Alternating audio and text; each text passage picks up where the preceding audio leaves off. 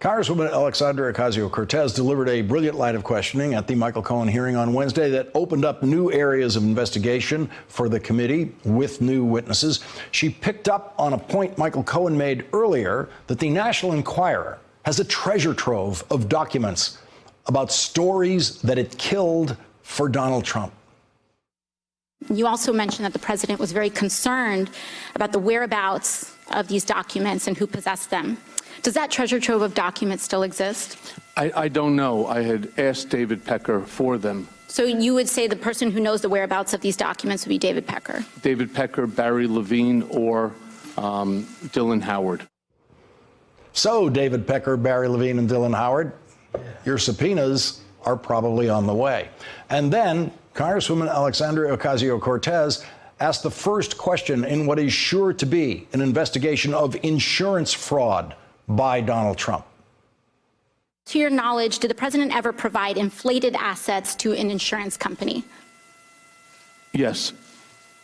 Who else knows that the president did this? Alan Weisselberg, Ron Lieberman, and Matthew Calamari. And where would the committee find more information on this? Do you think we need to review his financial statements and his tax returns in order to compare them? Yes, and you'd find it at the Trump org. So Alan Weisselberg, Ron Lieberman, and Matthew Calamari all better start getting ready for the committee's questions for them on insurance fraud and many other aspects of the Trump business. Congresswoman Alexandria Ocasio-Cortez has been widely praised for all of that, but most observers have missed that the Congresswoman, who Republicans like to call a socialist, exposed Donald Trump's personal brand of socialism, the socialism that Donald Trump really loves, the socialism that puts taxpayer money directly into Donald Trump's pocket. The Trump Golf Organization currently has a golf course in my home borough of the Bronx, Trump Links. I drive past it every day, going between the Bronx and Queens. That was the most perfect illustration of House Speaker Tip O'Neill's old line that all politics is local, and it turned out to be the perfect illustration of just how much Donald Trump loves socialism when it's just for him. Taxpayers spent $127 million to build Trump Links in a, quote, generous deal, allowing President Trump to keep almost every dollar that flows in on a golf course built with public funds. New York taxpayers spent $127 million that could have gone to public schools or public housing, but it went to a Trump golf course, which benefits the fewest possible New Yorkers per square foot of any building project in the history of New York. And it financially benefits Donald Trump. Tonight, we renew our resolve that America will never be a socialist country. Yeah, Donald Trump is like every other Republican businessman in America who hates socialism, except when the socialism is designed to specifically put money in their pockets, like the owners of professional sports teams who force taxpayers to pay for their stadiums. The presidential candidate who is going to beat Donald Trump on a debate stage is the presidential candidate who knows what to do when Donald Trump throws around that word socialism as if it is a crime.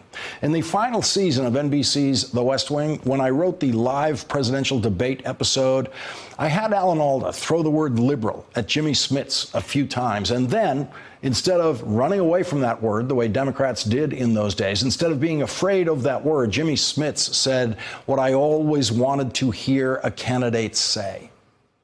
Republicans have tried to turn liberal into a bad word. Well, liberals ended slavery in this country.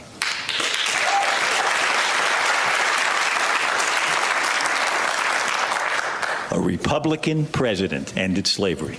Yes, a liberal Republican. What happened to them? They got run out of your party. Well, what did liberals do that was so offensive to the Republican Party, Senator? I'll tell you what they did. Liberals got women the right to vote. Liberals got African Americans the right to vote. Liberals created Social Security and lifted millions of elderly people out of poverty. Liberals ended segregation. Liberals passed the Civil Rights Act, the Voting Rights Act. Liberals created Medicare. Liberals passed the Clean Air Act, the Clean Water Act. What did conservatives do?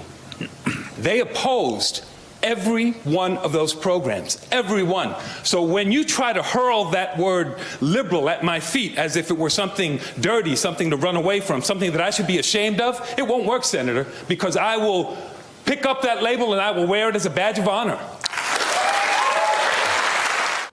So when Donald Trump throws the word socialism at the Democratic presidential candidate on the debate stage, that candidate cannot duck, cannot hide, cannot run away from that word. That candidate has to tell the audience that that's what Republicans said about Social Security when they opposed it in 1935. And that's what Republicans said about Medicare when they opposed it in 1965. And it's true that those are socialistic programs, but they're programs that work well and make millions of people's lives much better. The Democratic candidate is going to have to be brave enough to honestly talk about socialism to that national TV audience and tell them that there is good socialism like Social Security and Medicare, and there is very, very bad socialism. And the worst socialism in America is Trump golf socialism.